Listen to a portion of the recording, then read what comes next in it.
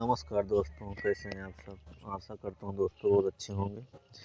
दोस्तों, आज हम आपका स्वागत करते हैं अपनी एक नई वीडियो में, जो टॉपिक पर है मुंशी प्रेमचंद जी के। मुंशी प्रेमचंद जी के टॉपिक पर है दोस्तों। इसमें हम आपको बताएंगे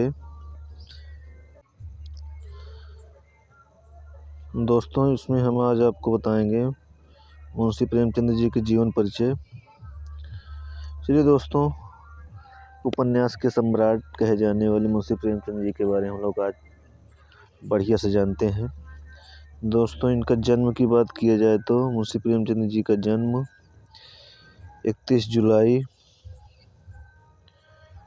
जुलाई को लमही गांव है वाराणसी में, वहाँ पे हुआ था। इनके पिताजी का नाम दोस्तों अजायब राय और माता जी का नाम आनंदी देवी था। इनकी पिताजी का नाम अजायब राय और माता जी का नाम दोस्तों आनंदी देवी था। और इनकी वाइफ का नाम बता देते हैं आपको। इनकी पत्नी का नाम दोस्तों शिवरानी देवी था। और इनका पेशे के बारे में बता देते हैं कि मुंशी प्रेमचंद जी क्या क्या थे, मतलब उनका पेशा क्या था। दोस्तों, पेशे की बात की जाए तो मुंशी प्रेमचंद जी एक अध्यापक भी रह चुके हैं, एक लेखक तो हैं ही हैं, जैसे आप लोग जानते हैं, उपन्यासकार हैं, कहानीकार हैं, निबंधकार भी हैं, एक पत्रकार भी रह चुके हैं, एक विचारक भी थे। अब दोस्तों, हम नेक्स्ट स्लाइड में बात कर लेते हैं, इनकी कुछ रचनाओं के बारे में हम बात कर लेते हैं। दोस्तों, मुंशी प्रेमचंद जी की काफ़ी सारी रचनाएं लिखे हैं, पर हम आपको आज बताने वाले हैं कुछ उनकी महत्वपूर्ण रचनाओं के बारे में।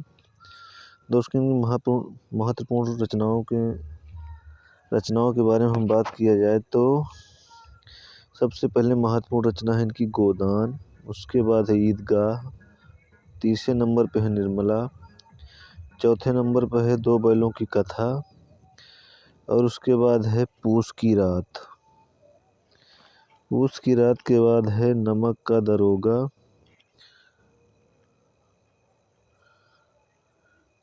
नमक के दरोगा के बाद है शतरंज का खिलाड़ी, उसके बाद है सेवा सदन, सेवा सदन के बाद है रंगभूमि, रंगभूमि के बाद है पंच परमेश्वर, परमेश्वर के बाद है मानसरोवर। ये इनकी रचनाएं हैं दोस्तों।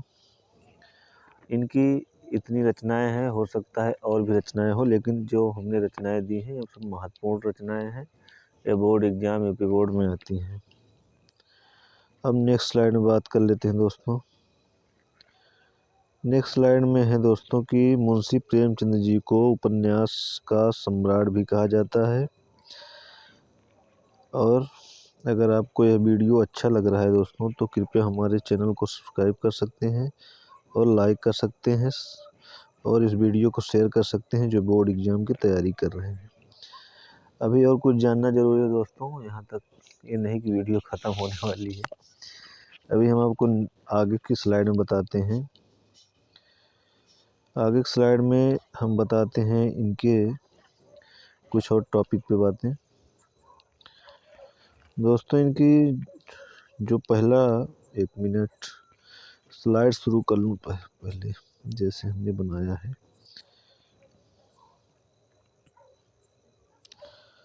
एक मिनट,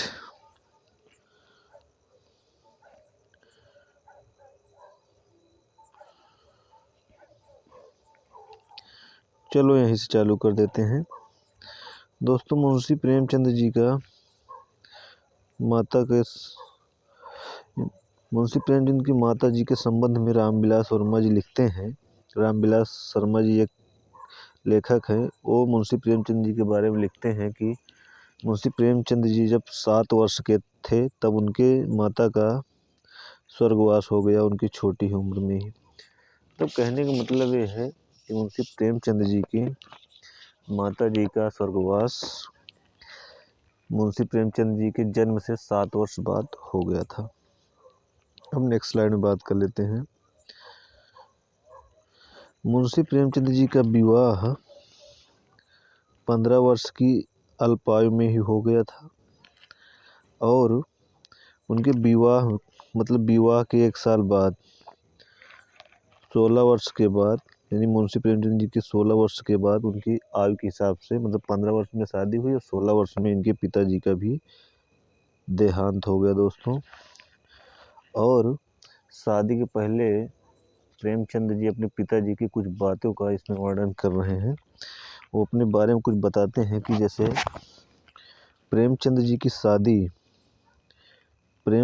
शादी के फैसले पर पिता के बारे में मुंशी प्रेमचंद जी लिखते हैं कि पिताजी ने जीवन की अंतिम वर्षों में एक ऐसी ठोकर खाई और वह उसमें स्वयं तो गिरे ही और साथ में मुझे भी डुबो दिया और मेरी शादी बिना सोचे समझे कर दिए।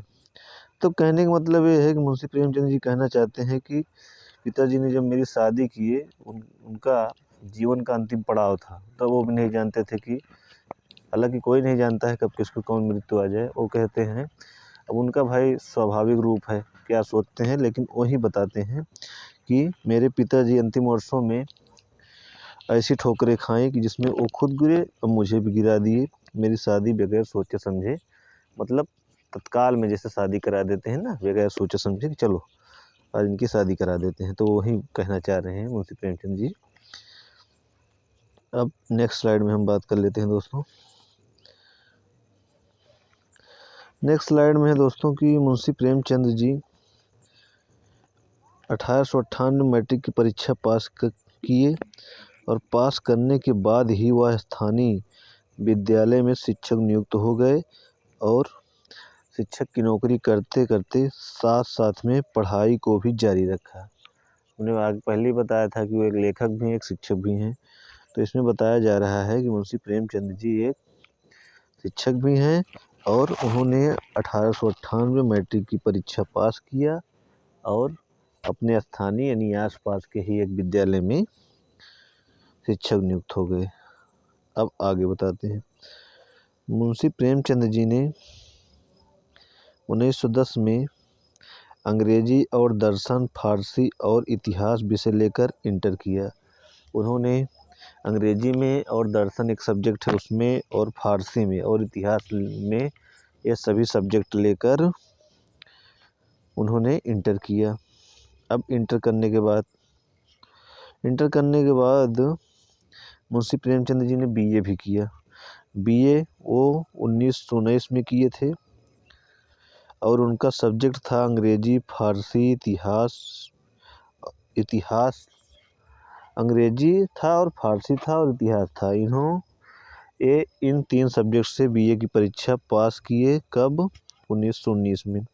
1919 में जब इन्होंने बीए की परीक्षा पास किए तो पास करने के बाद इन्होंने शिक्षा विभाग के इंस्पेक्टर के पद पर नियुक्त हो गए। यह एक सरकारी नौकरी थी कि बीए की जब एग्ज़ाम क्लियर कर लिए उसके बाद इन्होंने सरकारी में शिक्षा विभाग के इंस्पेक्टर के पद पर नियुक्त हो गए। अब उसके बाद बताते हैं। उसके बाद मुंशी प्रेमचंद जी ने असहयोग आंदोलन में भाग लिया। मुंशी प्रेमचंद जी 1921 में असहयोग आंदोलन के दौरान महात्मा गांधी के सरकारी नौकरी छोड़ने के आह्वान पर स्कूल इंस्पेक्टर पद से 23 जून को त्याग पत्र दे दिया। कहने का मतलब इसमें यह बताया जा रहा है कि 1921 में मुंशी प्रेमचंद जी को असहयोग आंदोलन में गांधी जी के आह्वान मतलब बुलावा, या उनके कुछ बातें हुई होंगी तो उनके कहने पे इन्होंने इंस्पेक्टर की नौकरी छोड़ दी है। अब आगे मुंशी प्रेमचंद जी जब वो नौकरी छोड़ दिए थे तो उसके बाद इन्होंने क्या किया, लेखन को ही अपना व्यवसाय बना लिया। जो ये लिखते थे साहित्यिक रचनाएं, उनका ही ये व्यवसाय बना लिए अपना। लेखन को ही अपना व्यवसाय बना लिए। व्यवसाय बनाने के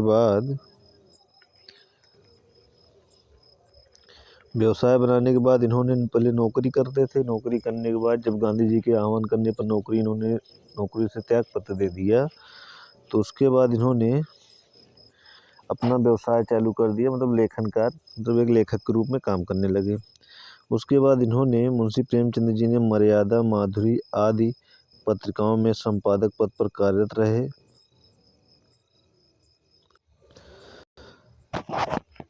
मर्यादा, माधुरी आदि पत्रिकाओं के संपादक पद पर काम किया और इसी दौरान प्रवासी लाल से मिलकर सरस्वती प्रेस भी खरीदा और उसमें हंस और जागरण पत्रिका निकाला। लेखन कार्य जब करने लगे तो उसके बाद मुंशी प्रेमचंद जी मर्यादा और माधुरी पत्रिकाओं का संपादन भी किया। उसके बाद उन्होंने प्रवासी लाल जी से मिलकर सरस्वती प्रेस भी खरीदा और उसके बाद हंस और जागरण पत्रिका निकाले उस प्रेस से। अब उसके बाद आगे हम आपको बता रहे हैं कुछ। वैसे सब स्लाइड हो गई है फिलहाल, 1 मिनट। हाँ, ये भी हो गया है, ये भी हो गया, ये भी हो गया, हाँ ये भी हो गया है, ये भी हो गया है। दोस्तों आशा करता हूँ जितनी जानकारी थी हमने आपको बता दी इसमें। आशा करता हूँ दोस्तों यह वीडियो आपको अच्छा लगा होगा। मिलते हैं नेक्स्ट वीडियो में, तब तक के लिए धन्यवाद, नमस्कार।